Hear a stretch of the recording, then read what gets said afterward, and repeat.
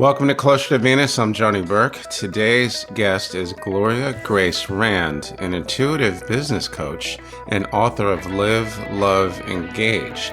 Today's discussion is about her discovery of light language and how it impacted her life. Gloria, welcome to the program. Oh, thank you so much for having me. I am delighted to be here today. So what is light language and how do people communicate using the light language? When you first hear that term, I've had people go, what does that mean? Am I seeing something? But it's a healing modality, and it's a way of communicating, channeling messages from beings on the other side, from angels, even things like galactic beings or elves and fairies. And for me, it's a message that comes through for your heart, for your soul. And it's a way of being able to connect with God or your higher power and for the greater good. Whoever is listening to it or reading it, as well as someone who is actually channeling the message. The term light language seems to be in line with the white light, does it not? Yeah, and in fact, it's also a way of referring to God. I was raised Catholic, but I don't go to the Catholic Church anymore. I've long since left after being really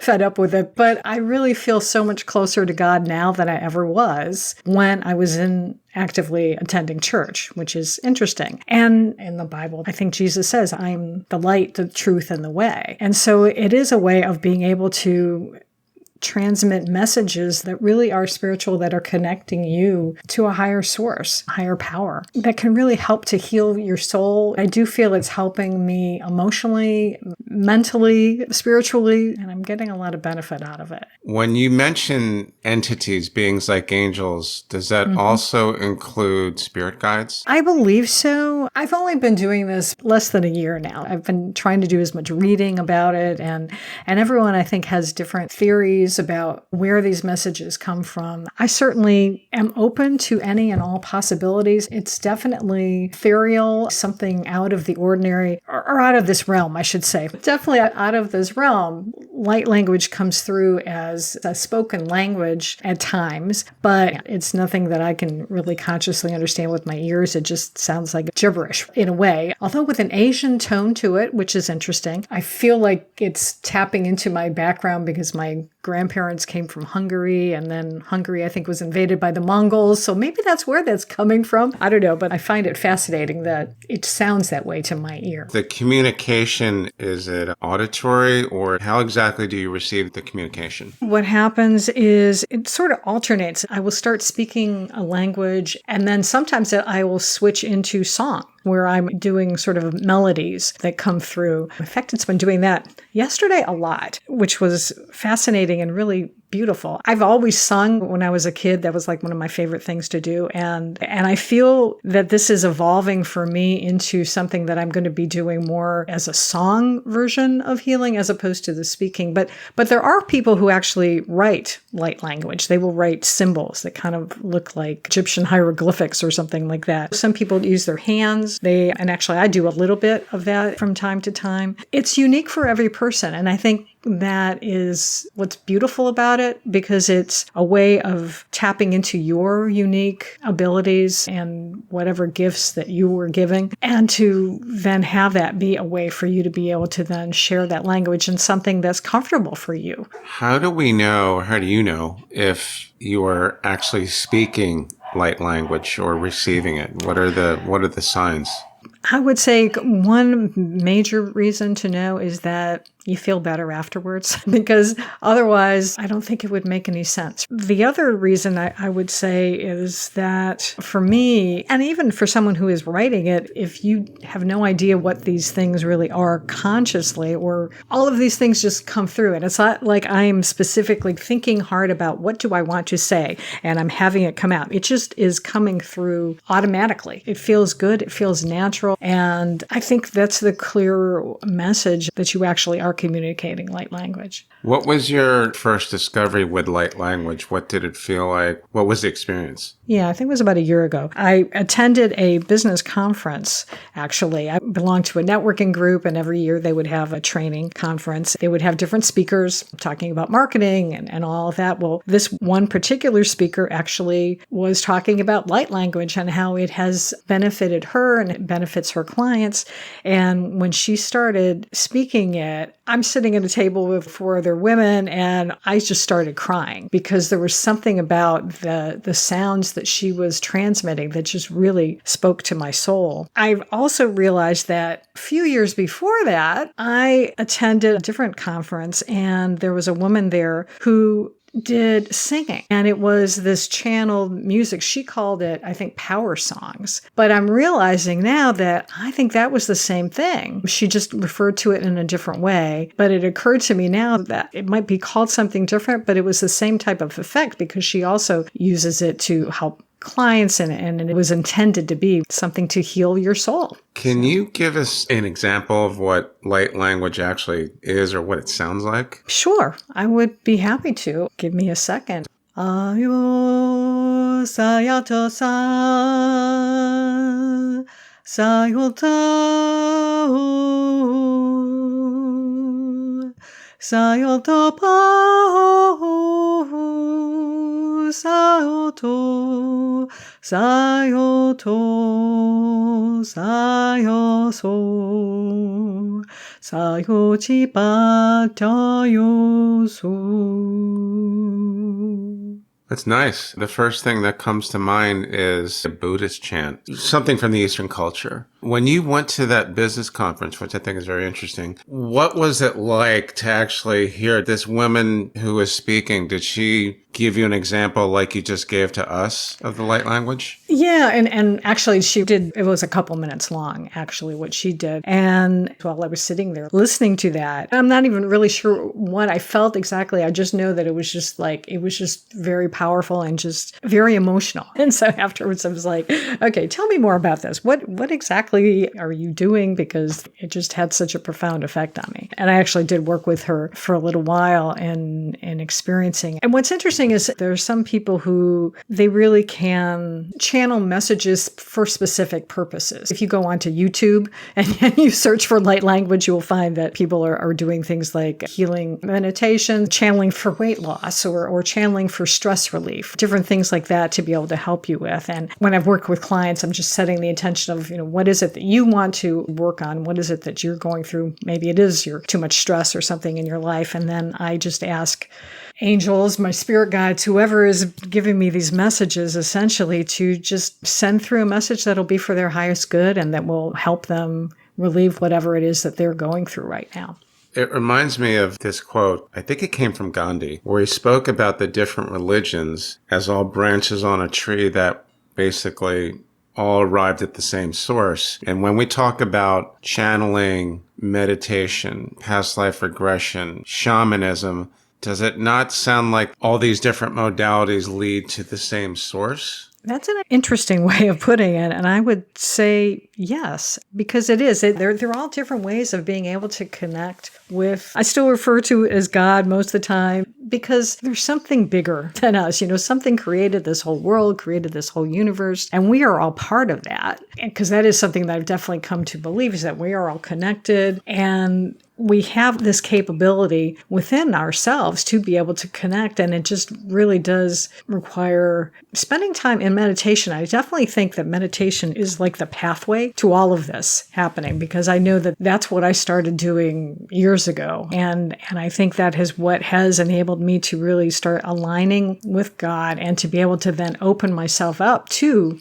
different ways of communicating. Well, I think when we use the term God, it can be interchanged with terms like universe and and so on. And I think a lot of us are trying to find the source and what to call it, but perhaps maybe we don't need to really call it anything. Yeah, it's really energy. It's energy, right? I think it is really interesting that you discovered this at a business conference. Do you think the very fact that something like language came up at a business seminar is indicative of where we're going in terms of ascension, or are we already there? Yeah, I like to think that we are in the process. If anything, this last year with the pandemic has been this great awakening. What we were going to look back on this time, because it was really forcing us to really figure out what is it that's important about life. And yeah, I do love the fact that there are so many people who are in business, but are looking for ways to be able to be more connected with one another and to integrate it into our daily lives, because the way that we've been going hasn't worked too well. And we really do need to focus more on the good in our world and to focus in on the good in one another. And so it is exciting. I also have a podcast, and I was interested to talk to a lot of interesting people last year. And one of them was a gentleman who helps startups get going. And yet he's also recorded several songs that are spiritually minded, yet works in corporate America. So I think it's getting to be a lot more, present and accepted. I think that a lot more people are actually starting to look inward into themselves in order to then be able to function better with everyone else. If we are starting to see this kind of element in the corporate world, I think to me that's a pretty significant signpost. Speaking of signs, did you ever have an encounter that made you believe in beings like angels? Absolutely. In fact, I remember I was probably maybe 7 or 8 years old. So my mom and I were taking one of these trips, and we were traveling down I-75, and I think I grew up in Michigan, so we were coming into Toledo, Ohio, and it was in the morning. And so there's traffic, and I was the navigator. And all of a sudden, I felt something weird, and I realized that the car was spinning. And I yelled at my mom and realized that she had fallen asleep at the wheel.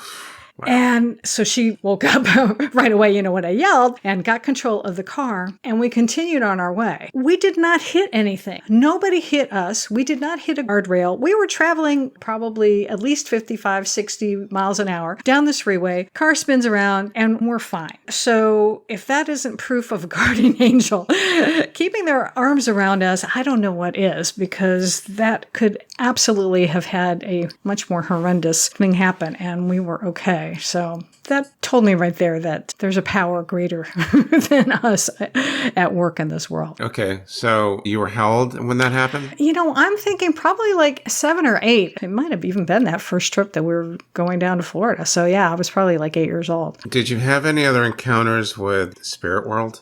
I've had lots of different encounters, and not necessarily something as dramatic as that, but over the last few years, while I was working on writing my book in particular, music is a big part of my life. And so I would be meditating and a song would pop into my head, and I'd be like, I wonder why that did all of a sudden, come when I hadn't heard it on the radio or anything. And I would Google the lyrics of the song, and I would look at it and go, oh, yeah, that makes sense, because it would had something to do with whatever I was going through. And so that was one way that I have found, and that has happened very, very frequently for me. It's like whenever something like that pops into my head, I Google it, and it's a message. So that's, I feel, is one way that spirit connects with me. I've driven down the road and seen a billboard that, again, when I was maybe struggling with something, and then I would see this billboard, and I remember this happened one time, and I wish I had written down what the message was, but it just made me laugh out loud. I also believe that our higher power has a good sense of humor. It just like broke my state, and was like, yeah, thank you, God, that I'm making too much of whatever was going on in my head at the moment. So I feel that's a lot of ways that happens. And also, I went to the beach a lot to write my book, and I would find as I was writing, I would see different animals would cross my path, a crab or a butterfly or something. And I always would stop and Google spirit animals and look it up. And inevitably, again, it would be, yeah, okay, that it would make sense that that was why that had suddenly come into my view. So that's the way I've found that spirit has communicated. It's interesting, and it's pretty obvious that music is a big part of your life. And going back to the light language, you had described that sometimes it comes across as a melody. Do you think that musicians, musically inclined people, or just super fans are more attuned or susceptible, or does light language perhaps come a little bit easier to people that are really into music, or not necessarily? I don't think it is necessarily. I think it's maybe the way it comes through for melody might be, but there's definitely people who are just speaking it. And so they wouldn't necessarily be musicians, but maybe they are. Musically inclined. Musically inclined, let's put it that way. Even people who just like to listen to music too. Again, I think it possibly is that it fits in maybe with your natural strengths. I think even though light language seems like a specific thing, I think also any type of communication from source, the universe, can come about in lots of different ways. Some of the spiritual writing might not be called light language, but in a sense it is, because it is. It's messages that are coming through to help other people. So we may not call it that, but it could be. I'm thinking of like people like Wayne Dyer, who used to write, great books to inspire people and really did talk about connecting to source and helping us to move forward in life. For that matter, then, certain songs or compositions, maybe even certain literature might be considered light language. We might not even be aware of it. Am I right? Exactly. Yeah. That's what I was thinking. Yeah. It's not the easiest thing to actually try to articulate, but what we're doing here is we're trying to tie it all together. There's angels, mediumship, light language, channeling that you mentioned. So what are the real differences between those things? Or the connections? I would say probably more of a connection than differences. I started experiencing a different form of channeling. Now that I'm thinking about it, it's whether you are channeling words that people actually can understand, or you're channeling light language, which is a different type of modality that speaks directly to the soul. Light language can be something that is more picked up spiritually and unconsciously and just touches your soul. It just kind of filters down into the subconscious. So now what about channeling? Have you had experience with channeling, or? I had one experience, this happened in 2019, and where for some reason that day I wasn't feeling very well, and I spent a lot of time just sitting outside, just reading and just kind of taking a break. And then in the afternoon, I started feeling better, and I came into my office and just felt the need to just start writing. I just wrote on this in my notepad and was journaling and didn't even really understand what the heck I was even writing. And then afterwards, I couldn't read my writing, so I didn't really know what it was, but it was just a very interesting experience. And since then, I've been more conscious of channeling and basically just asking for guidance, and again, just typing stuff on my computer and just asking questions and letting the answers come through. Sort of like Neil Donald Walsh, I think, who wrote these books about conversations with God. Sort of that same type of thing. And actually, even in writing the book, a lot of times was channeled, because I would just sort of sit down, especially when I was first starting, and just handwriting it and just say, okay, God, what do you want me to know? What message about this? I know you gave me this idea that that love was an acronym. This was this idea that I had to write about a book about love, and love was an acronym. I knew that part, but I'm like, okay, well now specifically, what do I need to know about, what does it mean to open your heart to receive? And what does it mean to value your uniqueness? And then I would just sit a little bit and wait for some ideas to come and then just start writing. So I feel that is a way of channeling as well. I definitely wanted help writing this book. So I was asking for help in writing it and received it. There's connections between all these different disciplines or modalities or whatever we want to call them. How is channeling different from automatic writing? Is channeling you're conscious, and automatic writing you're not really conscious of what you're actually writing? I think that's probably a good way of describing it. Going back to the meditation, How does meditation fit in with channeling then? I think meditation primes the pump to just open up to receiving a message. And I think that's the key to being able to do it, because if you don't spend any time quiet, then how are you ever going to hear a message anyway? Because you're going to be so busy. That might be the difference between meditating and not really getting anywhere. And as one of my friends recently described, when they try to meditate, it's like going to the airport and sitting in the lobby, but not actually getting on the plane. So how much did the channeling help you write your book, Live, Love, Engage?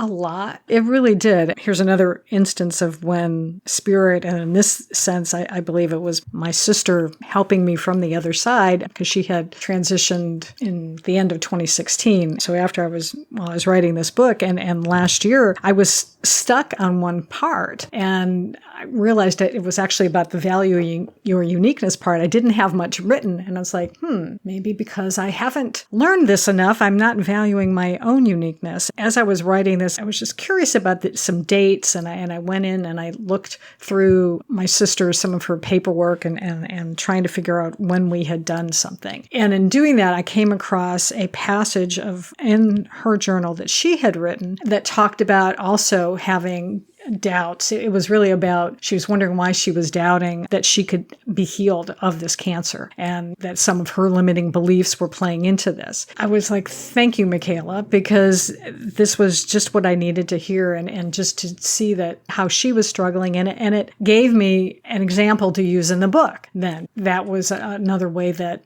it wasn't me writing that, but it was being open and then just being led to look at something else and to find some messages that would fit. So that's a pretty good idea of channeling. It reminds me of what someone mentioned the other day. She's a writer. A lot of her novels are inspired by her past life memories. How often do you think this happens with authors, people that write? And she said her answer was probably quite a bit. So in your case, you've got some inspiration, which didn't really come from you. It came from another source. Yeah, absolutely. Oh, yeah. The whole idea for the book came about during a meditation, and where it was like this voice came in my head and said, you should write a book about love. And I'm like, I do marketing. Write a book about love. What do I know about love? But it was like, okay, let me see. What does this mean? And then as I started writing, I was like, oh, love was an acronym. And so came up with that like really fast. So again, this is definitely not me, because I had total initial resistance to the concept. But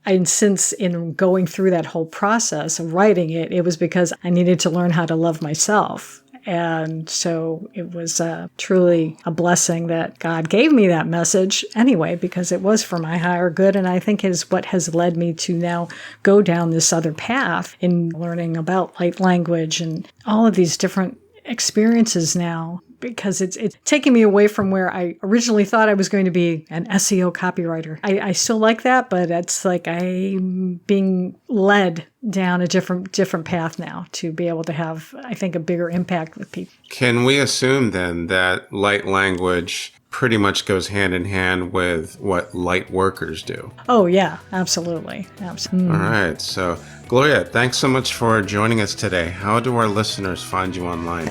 They can go to my website. It's gloriarand.com. And you can also find me on social media, Facebook at Gloria Grace Rand, or Instagram. I will definitely put that in the show notes. You've been listening to Closer to Venus. I'm Johnny Burke. If you enjoyed today's episode, please consider subscribing. If you really liked it, you can also leave us a review on iTunes. Thanks again for tuning in, and we'll see you next time.